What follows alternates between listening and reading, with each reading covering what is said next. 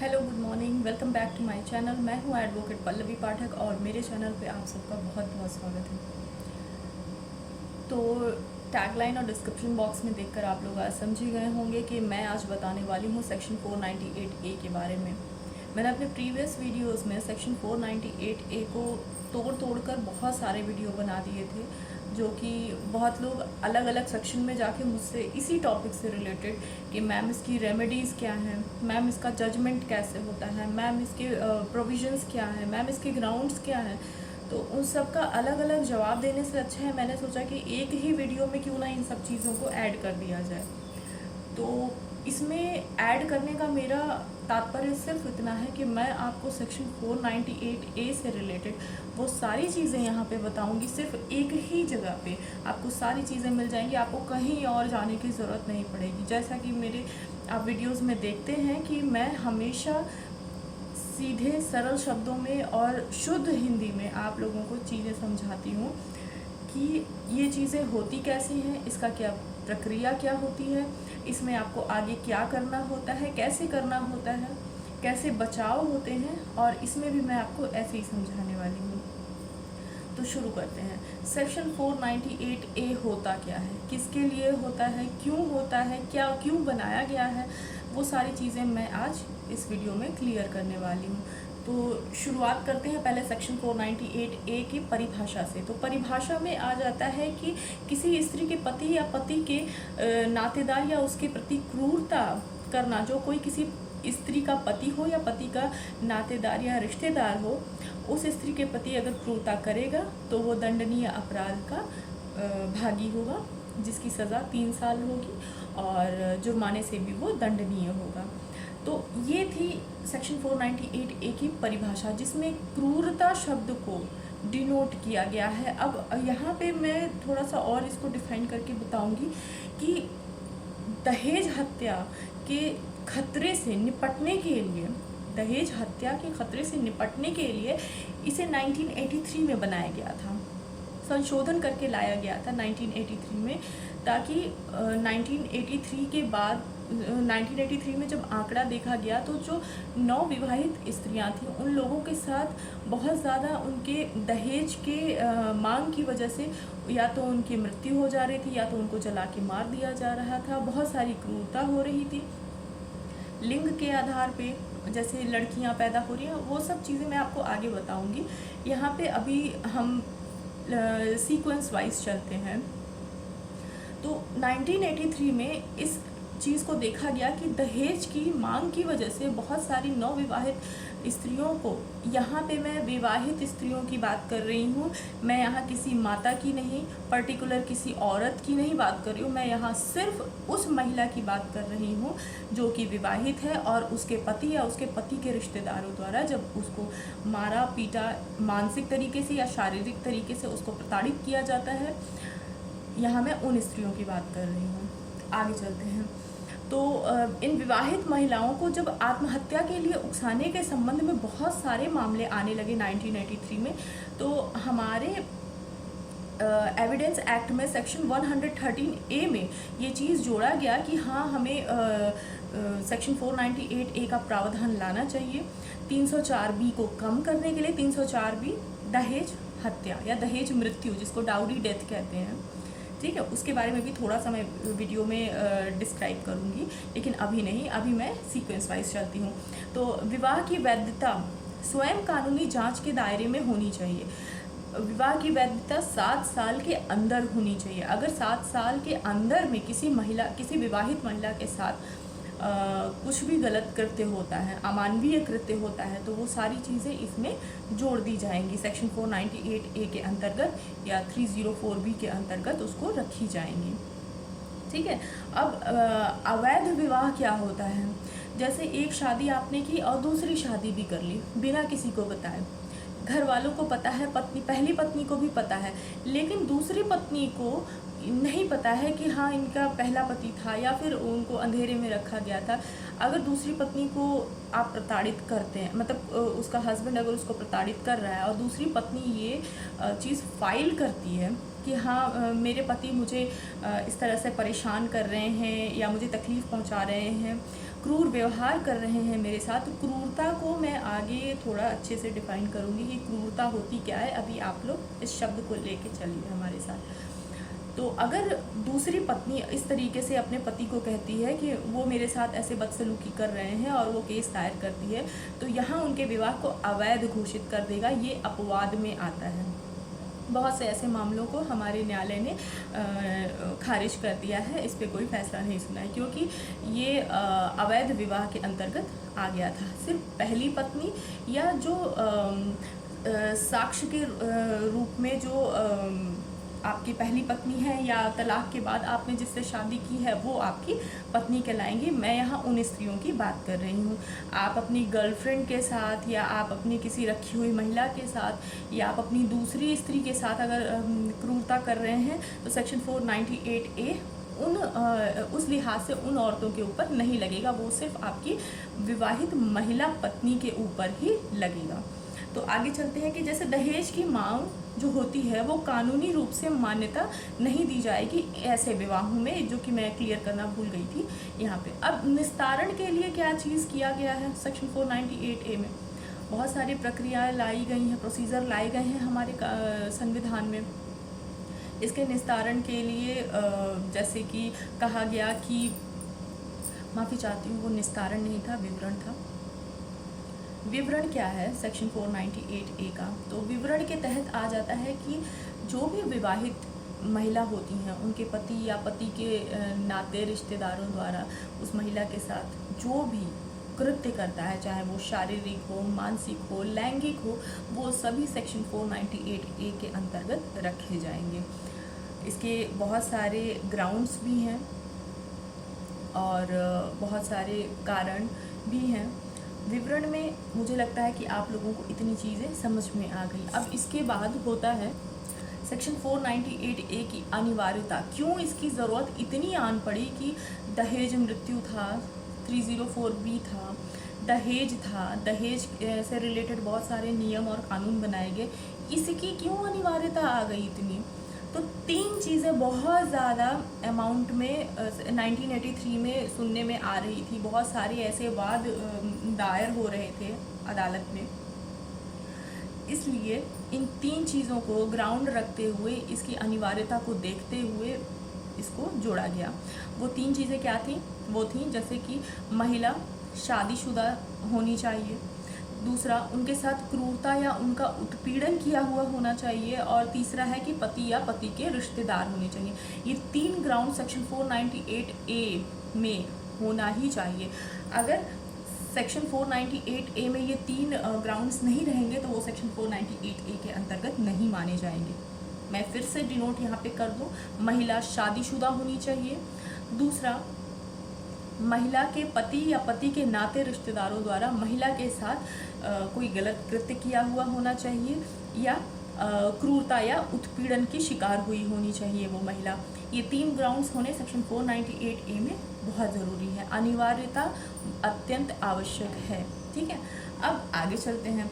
आगे है कि क्रूरता क्या होती है। जैसे कि मैंने थोड़ी देर पहले ही बताया था कि क्रूरता को आप इस शब्द को लेके चलिए, मैं आगे आपको इसको और अच्छे से बताऊंगी। तो क्रूरता क्या है?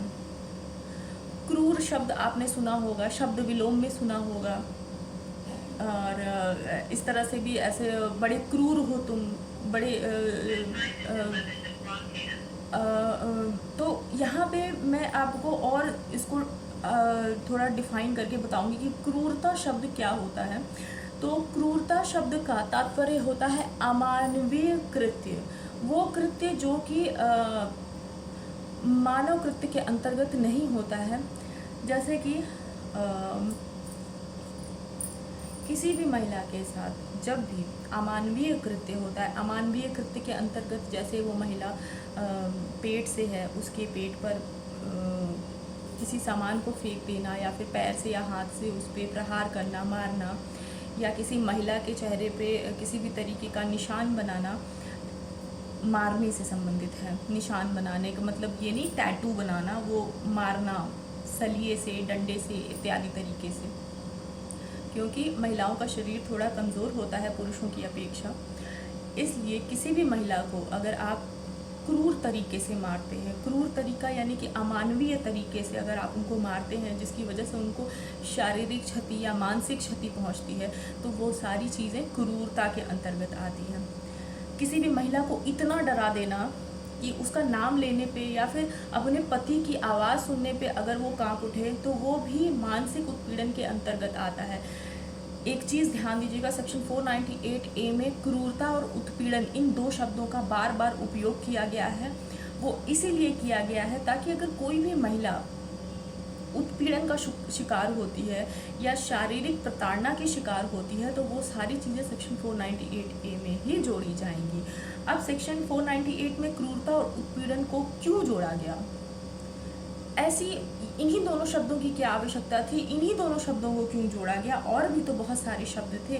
तो ये भी चीज़ मैं आपको अच्छे से बताने वाली हूँ कि शारीरिक क्रूरता और मानसिक क्रूरता इन दोनों को देखा गया, जो कि मैं भी एग्जाम्पल के तौर पे आपको बता रही थी। अभी और अच्छे से मैं बताऊंगी कि जो शारीरिक क्रूरता होती है, प्रेग्नेंट है महिला, उसको उसके पेट पे प्रहार करना, या फिर महिला का ऑपरेशन हुआ है, या फिर महिला थोड़ी कमज़ोर है शारीरिक रूप से, उसके बाद भी उससे काम कराना, और दहेज की मांग करना, मानसिक उत्पीड़न पहुंचाना, मायके से वो उतनी सक्षम ना होते हुए भी अपने सक्षमता के हिसाब से वो जब आई, बहुत सारे पैसे लेके आई, लेकिन उसके बावजूद भी उससे और पैसे की डिमांड करना, ये सारी मानसिक उत्पीड़न के अंतर्गत आता है।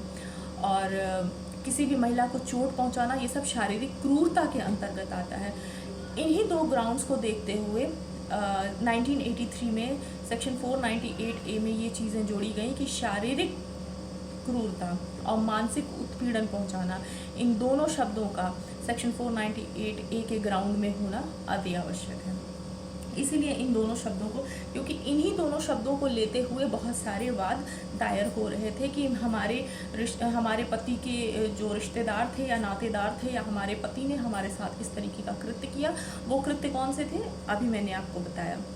मैं प्रेग्नेंट थी, मेरे लिंग की जांच करवाई गई, बच्चा लड़का है या लड़की है, उसका भ्रूण हत्या करवाया गया, और मेरी 3 बेटियां हैं, उनमें से उनको मार दिया गया, या मुझे मानसिक रूप से प्रताड़ित किया गया, या इतना मुझे हताश कर दिया गया कि मैं आत्महत्या करने पे मजबूर हो गई, और उन्होंने एक पत्र लिख दिया, आत्महत्या पत्र, सुसाइड लेटर जिसको कहते हैं। तो ये सारे मामले 1983 से बहुत ज़्यादा, मतलब जब रेशियो देखा गया तो इन्हीं मामलों का रेशियो बहुत ज़्यादा अमाउंट में आ रहा था, इसलिए हमारे संविधान में इस चीज़ को जोड़ा गया।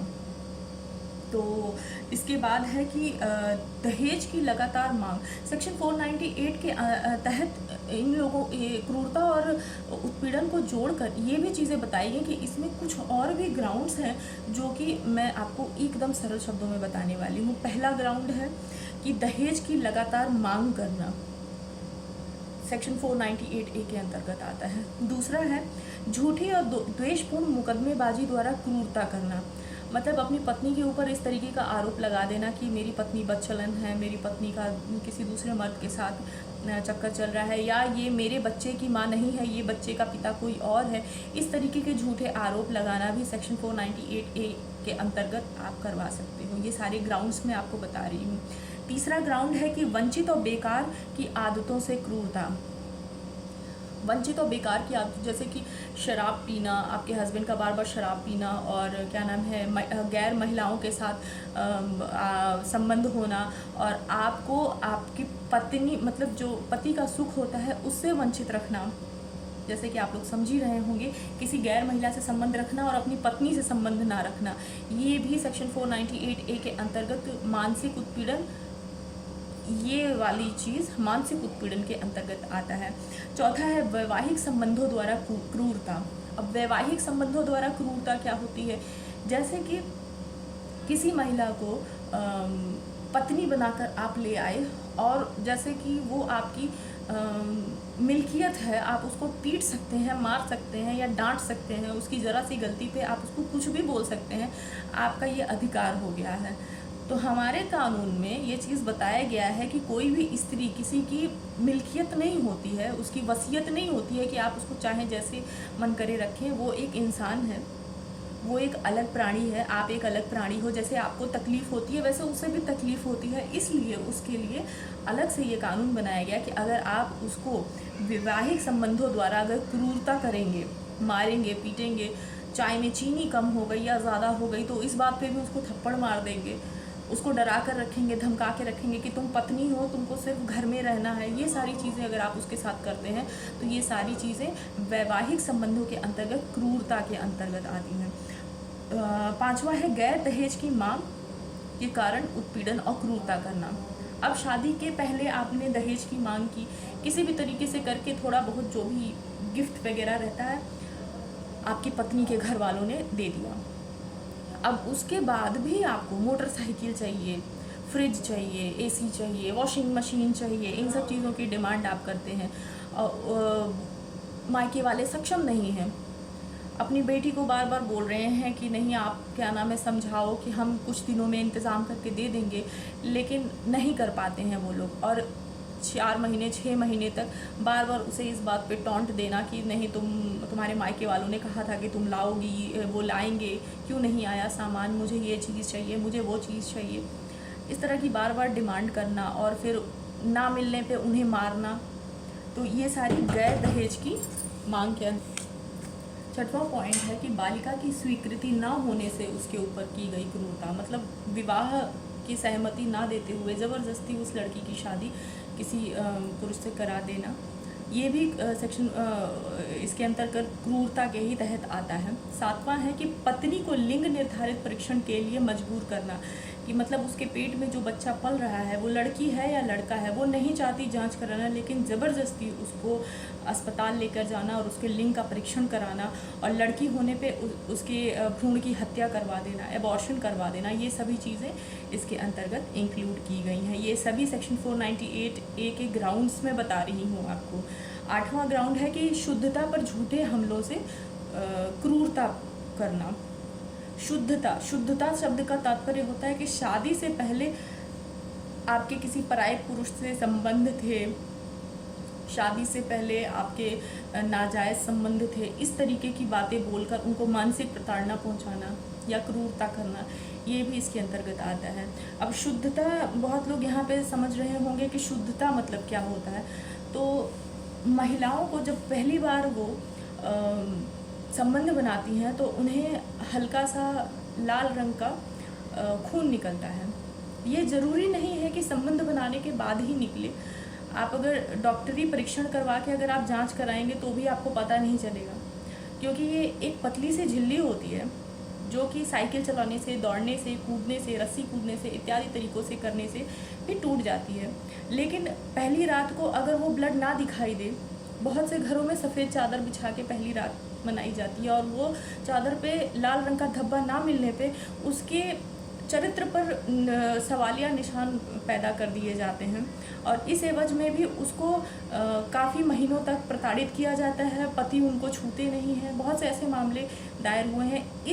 इसलिए भी इस पॉइंट को सेक्शन 498A के अंतर्गत क्रूरता शब्द में जोड़ दिया गया कि शुद्धता पर झूठे हमलों से प्रहार करना भी क्रूरता के अंतर्गत माना जाएगा। दूसरा है बच्चों को ले जाकर क्रूरता, मतलब अगर आपकी पत्नी आपसे दूर चली गई है, आपके मारने पीटने की वजह से, आपके शराब पीने की वजह से, आपकी दूसरी महिलाओं के साथ संबंध होने की वजह से, आपका अपनी पत्नी के ऊपर ध्यान न देने की वजह से, आपका जो आर्थिक पक्ष जो बहुत कमज़ोर है, जिसकी वजह से आपकी पत्नी कहीं और जाकर जॉब कर रही है और वो अपने बच्चों को ले जाती है, आप उसको मानसिक रूप से प्रताड़ित करने के लिए उसके बच्चों को आप उठा ले आओ, तो ये भी क्रूरता के अंतर्गत रखा गया है। इस पॉइंट को भी कि आप किसी भी महिला के बच्चों को उसकी मर्ज़ी के खिलाफ उठाकर नहीं ला सकते हो, भले ही आप उन बच्चों के पिता ही क्यों ना हो, आपको कोर्ट से परमिशन लेनी पड़ेगी।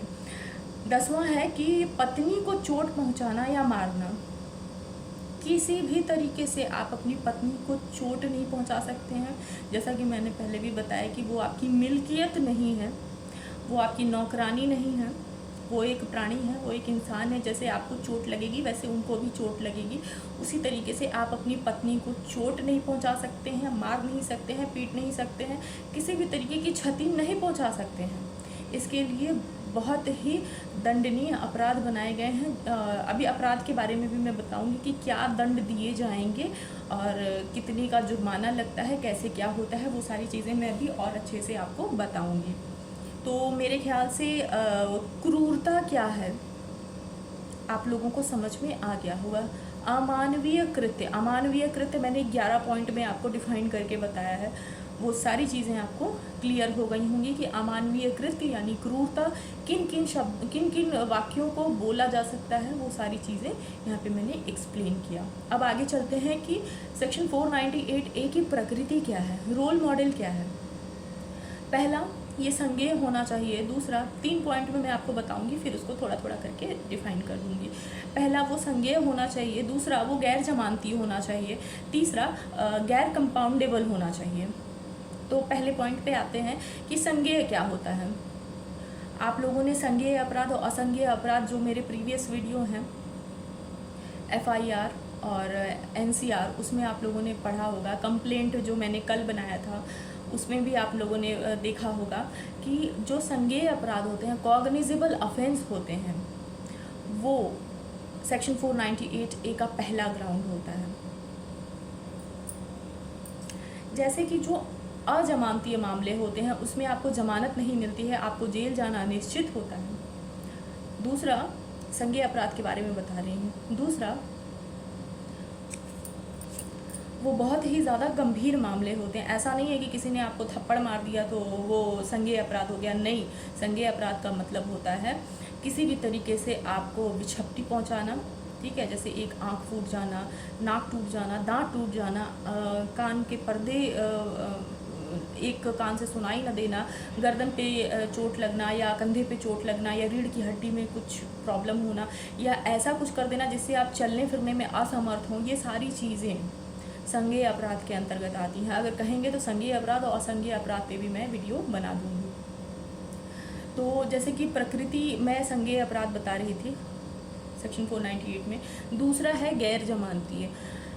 अब ये जो होता है ये गैर जमानतीय होता है, ये अपराध गैर जमानतीय होता है। इसमें ज़मानत नहीं होती है। अगर आपके ऊपर ये ग्राउंड्स लगा के, जो मैंने अभी आपको 11-12 पॉइंट्स बताए थे, वो ग्राउंड्स में अगर ये मुकदमा दर्ज किया जाता है और आपके ऊपर साबित हो जाता है तो गैर जमानती अपराध के अंतर्गत ये मामला नोट डाउन किया जाएगा और एक पुलिस ऑफिसर को हिरासत में भेजने की शक्ति भी प्रदान की गई है इस सेक्शन के अंतर्गत। गैर कंपाउंडेबल क्या होता है, तीसरा पॉइंट है कि बलात्कार सेक्शन 498A और एसेट्रा इन सब चीज़ों को इसमें इंक्लूड किया गया है। ये सभी चीज़ें गैर कंपाउंडेबल के अंतर्गत आती हैं। मेरे ख्याल से अभी तक आपको सेक्शन 498A के ग्राउंड्स एंड उसकी प्रकृति, नेचर और उसकी जो अनिवार्यता है, क्यों आवश्यक है, किस लिए बनाया गया, कब बनाया गया, 1983 से स्टार्ट किया गया, ऐसे कौन से रेशियो थे जिसको देख के महिलाओं के लिए अलग से इस कानून का निस्तारण किया गया, क्यों किया गया, विवरण के साथ मैंने आपको अभी तक बताया। अब इसके बाद भी मैं आपको बताऊंगी थोड़ी और चीज़ें, जैसे कि आपको सेक्शन 498A के तहत अपनी सुरक्षा कैसे करनी चाहिए, अपनी सुरक्षा आप कैसे करेंगे। तो अगर आपके पति आपको किसी भी तरीके से परेशान कर रहे हैं, किसी भी तरीके से, जो कि मैंने आपको ग्राउंड्स अभी 11-12 बताए थे, उसमें से किसी भी तरीके से अगर आपको परेशान कर रहे हैं तो आप अपने मामले की जो संज्ञान है वो अपने नज़दीकी पुलिस थाने में दर्ज करा के या कंप्लेंट करा के आप अपनी सुरक्षा के लिए बात कर सकती हैं। और दूसरा पॉइंट है कि सेक्शन 498A के तहत जो भी शिकायती रहती हैं वो शिकायत आप कैसे दर्ज करा सकते हैं। तो वो शिकायत कौन दर्ज करा सकता है, जैसे कि मैं अभी बता ही रही थी कि सेक्शन 498A के तहत शिकायत कौन दर्ज करा सकता है। अगर वो महिला पुलिस थाने नहीं पहुंच पा रही है तो उसके मायके की तरफ से उसके माता पिता, भाई बहन, दत्तक अभिभावक या दत्तक पुत्र या पुत्री, ये लोग संबंधित रक्त संबंधित व्यक्ति वो लोग पहुंचा सकते हैं उसकी सूचना, उस प्रताड़ित महिला, उस सेक्शन 498A से प्रताड़ित महिला की जो भी सूचना रहती है वो ऐसे लोग पहुंचा सकते हैं। ठीक है, अब ये तो हो गई कानूनी बातें। सुरक्षा के लिए भी बहुत सारे नियम बनाए गए हैं, कानून बनाए गए हैं। कुछ पुरुष भी कहते हैं कि हमें भी प्रताड़ित किया जाता है, हमने ऐसा कुछ भी नहीं किया, लेकिन उसके बावजूद भी हमारी पत्नी ने हमारे ऊपर ये आरोप लगाया है, प्रत्यारोप लगाया है। हमारे लिए क्या बचाव है? तो अब इसके लिए बहुत सारे ग्राउंड्स तो नहीं हैं, लेकिन महिलाओं के साथ वाकई में ऐसे बहुत सारी क्रूरता और पीड़न पहुंचाया जाता है। बहुत से अलग अलग राज्यों में आप आंकड़े देखें तो काफ़ी अमानवीय तरीके से महिलाओं को प्रताड़ित किया जा रहा है, उनको दबाया जा रहा है। हर देश में ऐसा नहीं होता है, लेकिन मैं भारत देश की बात नहीं कर रही हूँ, लेकिन मैं भारत देश में रहती हूँ, आंकड़े देख रही हूँ, इसलिए मैं बता रही हूँ कि महिलाओं के लिए जो भी चीज़ें की गई हैं कि हाँ उनको सहूलियत प्रदान की गई है। मायके में समझाया जाता है कि शादी के बाद पति का परिवार ही सब कुछ होता है। वो यही सोच के अपने पति के परिवार में जाती है और वहाँ यही सोच के रहने लगती है कि मेरे पति जैसे रखेंगे मुझे वैसे ही रहना है, मुझे उतना ही खाना है, मुझे वैसे ही ढल जाना है, उनके रिश्तेदारों के कहने पे मुझे ये सारी चीज़ें करनी है। बहुत सी महिलाएँ करती भी हैं, कुछ नहीं भी करती हैं।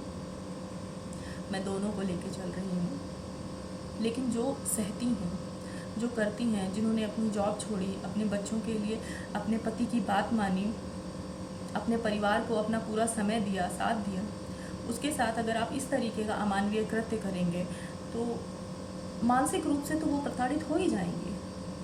बहुत सारे आंकड़े देखे गए जिनकी वजह से महिलाओं का मानसिक क्षति पहुंच रहा था और शारीरिक कष्ट पहुंच रहा था।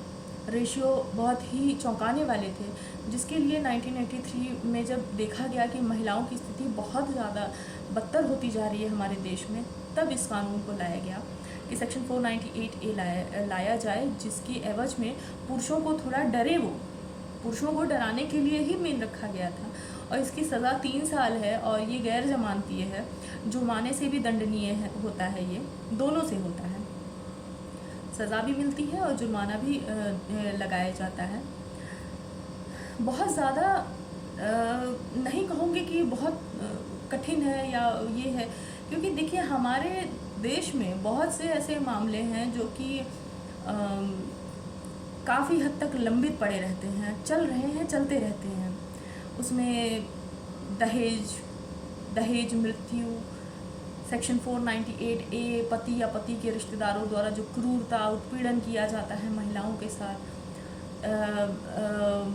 भरण पोषण इत्यादि के मामले इतने ज़्यादा भरे पड़े हैं हमारे देश में, आंकड़े चौंकाने वाले हैं। आपको अगर मैं बता दूं कि प्रेजेंट टाइम में मेरे डिस्ट्रिक्ट का क्या रेशियो है तो आप खुद ही चौंक जाएंगे। सोचिए पूरे इंडिया का क्या हाल हो रहा होगा।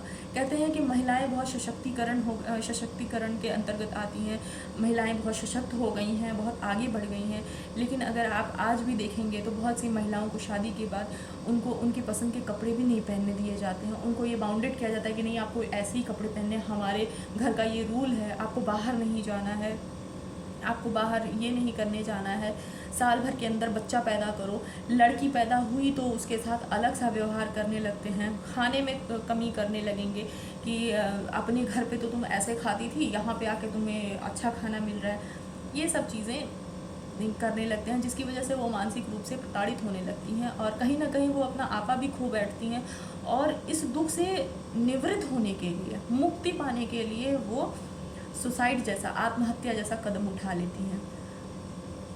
उनको ये चीज़ बताने की बहुत ज़्यादा आवश्यकता है कि देखिए अगर कोई भी व्यक्ति यहाँ नहीं, पति, अगर कोई भी पति आपके साथ, अगर आपका पति अगर आपके साथ इस तरीके का व्यवहार कर रहा है, जो कि मैंने थोड़ा बहुत पॉइंट वाइज करके आपको बताया, इस तरीके का व्यवहार कर रहा है, तो इसके खिलाफ कानून बने हैं हमारे देश में।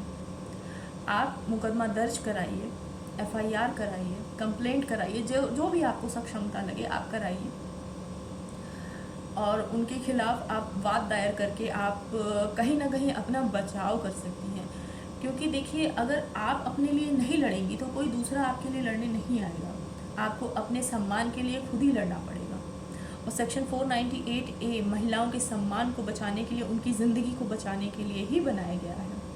सेक्शन 498A में जैसे कि मैंने आपको कहा था कि ट्रायल कोर्ट प्रक्रिया क्या होती है, वो मैं अपने नेक्स्ट वीडियो में बताऊंगी, क्योंकि वीडियो बहुत लंबा हो जाएगा। इसमें मैं सिर्फ ये चीज़ें बता रही हूँ कि सेक्शन 498A में महिलाओं के साथ किस तरीके का अमानवीय व्यवहार हो तो वो मुकदमा दायर कर सकती हैं। अगर इस तरीके की चीज़ें आपके साथ हो रही हैं तो आप मुकदमा दायर कर दीजिए। ऐसे रिश्ते में रहने से अच्छा है कि आप अलग रहें, अकेले रहें। हमारे देश में बहुत जगह है और बहुत नौकरियां भी हैं। किसी की गाली खा के 2 रोटी खाने से अच्छा है कि आप खुद कमा के 1 ही रोटी खा के ज़िंदा रहें। ये मैं उन महिलाओं को कह रही हूँ, अगर मेरा वीडियो आप लोग देख रही हैं तो कृपया करके इस तरीके का अमानवीय व्यवहार सहन करने की ज़रूरत नहीं है। आप एक अलग व्यक्तित्व हैं, अपने व्यक्तित्व को समझिए। व्यक्तित्व को समझने के बाद अपने आप को आप इतना सक्षम बनाइए और अपने बच्चों को भी ये चीज़ सिखाइए, अगर वो लड़की है, कि नहीं, तुमको तुम्हारे पति के ऊपर निर्भर नहीं रहना, तुमको खुद अपने ऊपर निर्भर रहना है। अगर पति की मृत्यु हो जाती है तो कौन उसका देखभाल करेगा, ये भी तो सोचिए। जो आपने सहा, क्या वो आप अपनी बेटी को भी सहने देंगी? और मैं उन पेरेंट्स को भी कहना चाहती हूँ जो कि अपनी बेटियों को ये चीज़ समझाते हैं कि जो भी है तुम्हारे पति का ससुराल ही अब सब कुछ है, जो भी है सहो, वहीं रहो, घर की बात बाहर आ गई तो बदनामी होगी। और आपकी बेटी वो किस मानसिक प्रताड़ना से गुजर रही है, क्या उसको समझने की आपने कोशिश नहीं की? जिसको आपने इतने लाजों से, प्यार से पाला पोसा बड़ा किया, उसको कोई भी मार सकता है? क्या आप उसको इतनी छूट दे सकते हैं क्योंकि बस वो उसका पति है? अगर आपकी बेटी के साथ, आपकी बहन के साथ या आपके अगल बगल किसी भी महिला के साथ इस तरीके का व्यवहार हो रहा है, उसको मारा जा रहा है, पीटा जा रहा है, लिंग के आधार पर उसका लिंग भेद किया जा रहा है, बहुत सारी चीज़ें हैं जो कि मैंने अभी आपको बताई, इस तरीके की प्रताड़ना की जा रही है, तो कृपया करके उस मामले का निस्तारण करने के लिए उस महिला के लिए आप लोग आगे आइए। उस महिला को आप लोग सपोर्ट कीजिए, ना कि उस महिला को ही आप लोग गलत साबित कर दीजिए कि वही कुछ गलत कर रही होगी इसीलिए उसके ससुराल वाले ऐसा उसके साथ कृत्य कर रहे हैं। हर जगह महिलाएं गलत नहीं होती हैं और हर जगह पुरुष भी गलत नहीं होते हैं, मैं ये भी नहीं कह रही हूँ। कुछ महिलाएं तो पैसे के लिए ही अपने पति के पूरे परिवार को फंसा देती हैं। बहुत से मामले ऐसे भी आते हैं, सुप्रीम कोर्ट में बहुत सारे मामले ऐसे लंबित पड़े हुए हैं, अगर रेशियो निकाले तो वो भी चौंकाने वाले हैं। लेकिन महिलाओं की स्थिति काफ़ी जर्जर है हमारे देश में, इस पर सोचने और विचारने की ज़रूरत है हमें। और मेरी एक छोटी सी पहल है कि आप लोग अगर इस तरीके का कृत्य अगर अपने घर की बहू बेटियों के साथ कर रहे हैं तो कृपया करके ना करें। बात इज्जत की नहीं है, बात है स्त्रियों के सम्मान की। आपकी माँ भी एक स्त्री थी, आपकी बहन भी एक स्त्री है, आपकी पत्नी भी एक स्त्री है। जिस तरह से आपकी माँ को, बहन को चोट लगने पे आपको तकलीफ़ पहुंचती है, वैसे ही उस महिला को भी, आपकी पत्नी को भी चोट पहुंचने पे तकलीफ़ पहुंचेगी। अगर वो बेटी पैदा कर रही है तो उसमें उसकी ही गलती नहीं है। तो आज का मेरा वीडियो बस इतना ही। कल मैं आपको बताऊंगी कि सेक्शन 498A के अंतर्गत ट्रायल कोर्ट की जो प्रक्रिया होती है वो कैसी होती है और उसके अंतर्गत क्या क्या प्रोसीजर इंक्लूड किए गए हैं। तो कल के वीडियो के लिए आप लोग तैयार रहें और मेरे वीडियो में अभी तक बने रहने के लिए बहुत बहुत शुक्रिया। कोई भी क्वेरी हो, कोई भी क्वेश्चन पूछना हो, आप लोग मुझे फ़ोन कर सकते हैं। मैं डिस्क्रिप्शन बॉक्स में अपना नंबर डाल दिया करती हूँ और मैं पहले भी बता चुकी हूँ कि मैं किसी भी तरीके का पे चार्ज नहीं करती हूँ। मैं किसी भी तरीके की फ़ीस नहीं लेती हूँ। मैं आप लोगों को जो भी लीगल एडवाइस दूँगी वो सारी चीज़ें फ्री में रहेंगी, क्योंकि मैं करना चाहती हूँ आप लोगों के लिए, एक तरीके से कह दीजिए सेवार्थ के रूप में इसको मैं बताना चाहूँगी। मैं आप लोगों के लिए फ्री में ये चीज़ इसलिए बताना चाहती हूँ क्योंकि ये मेरी इच्छा है, मैं करना चाहती हूँ। पैसा ही सब कुछ नहीं होता है। अगर आप लोगों को मेरी बातें अच्छी लग रही हैं तो कृपया करके मेरे वीडियो को सब्सक्राइब कीजिए, मेरे लिंक को सब्सक्राइब कीजिए और मेरा वीडियो शेयर कीजिए, जितना ज़्यादा से ज़्यादा हो सके। अवेयरनेस फैलाइए, महिलाओं को बताइए, उनको समझाइए या उनकी मदद कीजिए। धन्यवाद।